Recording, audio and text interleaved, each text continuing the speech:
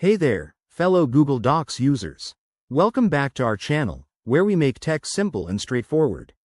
Today, we're diving into a quick tutorial on how to get rid of borders in Google Docs for 2025. If you've ever been frustrated by those unwanted borders around tables or pages, you're in the right place. This guide will help you achieve a clean, professional look in just a few steps.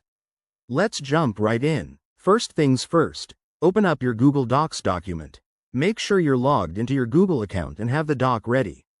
Now, identify the border you want to remove. Most commonly, these are around tables, so let's focus on that. Click on the table to select it. You'll see a blue border highlighting the selected area.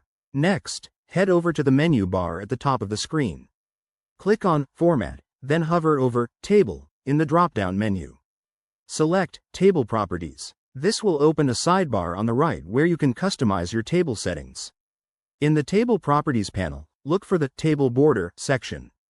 Here, you can adjust the border width. Simply set it to 0 or select None to remove the borders entirely. Don't forget to hit OK or just close the panel. Your changes should apply immediately. If you're dealing with borders on the entire page, like margins that look like borders, go to File in the menu. Then select Page Setup. In the Page Setup dialog, you can adjust the margins to make your page edge to edge if needed. This might not always be a border, but it can give that effect. Once you've made these changes, take a moment to preview your document. Scroll through and ensure everything looks just right. If you accidentally removed something you needed, you can always undo with Ctrl+Z or CMD+C on Mac.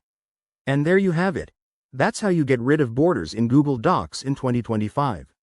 It's a simple process that can make your documents pop. If this helped you, smash that like button, subscribe for more tech tips, and drop a comment below with your thoughts or other Google Docs questions.